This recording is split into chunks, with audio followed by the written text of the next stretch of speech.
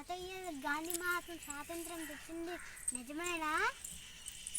స్వాతంత్రం గాంధీ మహాత్ముడు తెల్లదొరలు ఉండేటటువంటి వాళ్ళు అప్పుడు బ్రిటిష్ వాళ్ళకి తెల్లదొరలు ఉంటే ఆ తెల్లదొరలు వచ్చి మన భారతదేశాన్ని పరిపాలించారు.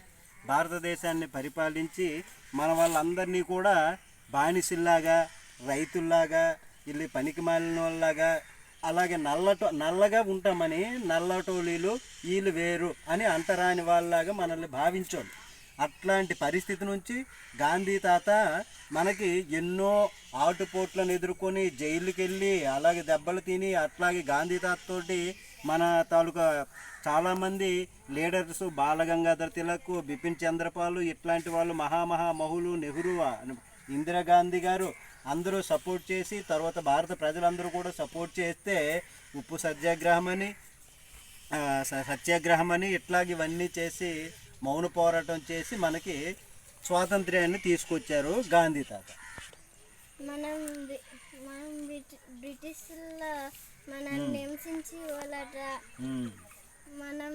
కుట్టోలు హింసించోలు అలాగా బానిసలాగా చూసి అంత ఇబ్బంది పెట్టేవాళ్ళు బ్రిటిష్ వాళ్ళు.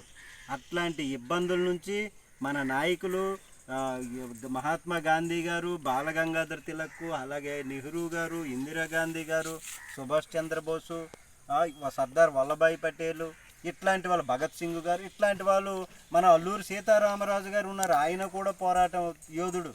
అట్లాంటిది మన ఆంధ్రప్రదేశ్, పొట్టి శ్రీరాములు గారు మన ఆంధ్రప్రదేశ్, ఇట్లాంటి వాళ్ళు అందరూ కూడా ప్రాణత్యాగాలు చేసినటువంటి పరిస్థితి అమ్మ. అట్లాంటి వాళ్ళ నుంచి మనకి స్వాతంత్రం తెచ్చి మనము విముక్తి, బ్రిటిష్ వాళ్ళ నుంచి విముక్తి మనకి అప్పుడు లభించింది.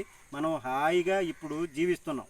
కానీ ఇప్పుడు యువత ఉందే, ఇవంతా ఉన్నారే, ఇప్పుడు సమాజం స్వాతంత్రం వచ్చింది సంతోషంగా జీవించాలా? అలాగే జీవించడం లేదు.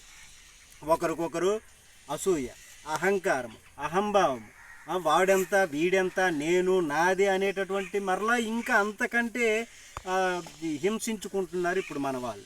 ఈ సమాజం అంత భ్రష్టు పట్టేసింది. ఇప్పుడు అర్థమవుతుందని నేను చెప్పేది?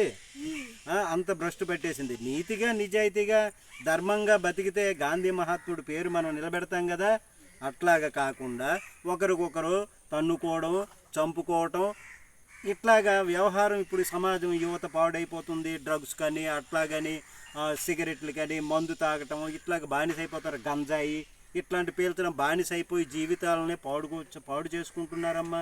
రేపు పొద్దున్న మీరు పెద్దవాళ్ళుగా అయితే అట్లాంటి జోలికి పోకుండా గాంధీ మహాత్ముడు మన పెద్దవాళ్ళు మనకు స్వాతంత్రం తెచ్చారు, కష్టపడి ప్రాణత్యాగం చేసి కష్టపడి స్వాతంత్రం తెచ్చారు. వాళ్ళ పేరును మనం నిలబెట్టాలి. అర్థమవుతుందా? నిలబెట్టాలంటే మనం చక్కగా మన భారతదేశం తాలూకా సాంప్రదాయ పద్ధతులను ఆచరించి అవలంబించి కట్టు బొట్టు, పెద్దలను గౌరవించడము, తల్లిదండ్రుల్ని దైవంతో సమానంగా చూడాలి. అర్థమవుతుందా? తల్లిదండ్రుల మాట వినాలి. తల్లిదండ్రులు ఎప్పుడైనా మనకు మంచిగా చెప్తారు కదా, చెడిపోవాలని చెప్పరు కదా. తల్లిదండ్రులకు మనము విరోధులం కాదు కదా. కాబట్టి తల్లిదండ్రుల మాట పాటించాలి, పెద్దలను గౌరవించాలి, తోటి వారిని మంచి వారితో స్నేహం చేయాలి. అలాగే చెడ్డవారు ఉన్నారు, వాళ్ళతో స్నేహం చేయకండి. హాయ్ అంటే హాయ్ అనియండి, నవ్వియండి, అంతవరకే. మంచివారితో స్నేహం చేసి మీరు కూడా మంచి విషయాలు వాళ్ళకి చెప్పండి. బుద్ధిగా చదువుకోవాలి, టైంకి తినేయాలి, తల్లిదండ్రులని అల్లరి చేయకూడదు అనేటటువంటి విధంగా. అప్పుడు మన గాంధీ తాత మనకి స్వాతంత్రం తెచ్చాడు కదా. అప్పుడు మనము గాంధీ తాతకి మనము రుణం తీర్చుకున్నట్టు అవుతుంది. అవునా? అప్పుడు గాంధీ తాత మాటను మనం నిలబెట్టిన వాళ్ళు అవుతాం. జై భరతమాత అనండి. జై భరతమాత, జై భరతమాత.